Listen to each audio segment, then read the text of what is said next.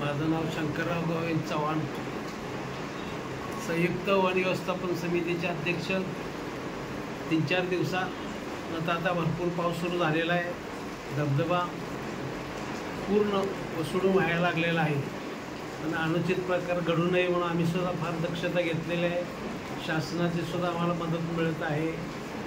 Police यंत्रणा कडक शिस्त ठेवलेली आहे. समितीच्या काही स्वयंसेवकांनी चांगल्या व्यवस्था ठेवलेल्या आहे. कुणी जे अनुचित हुल्लडबाजी करू नये म्हणून प्रशासनासुद्धा कडक लक्ष ठेवलेलं आहे.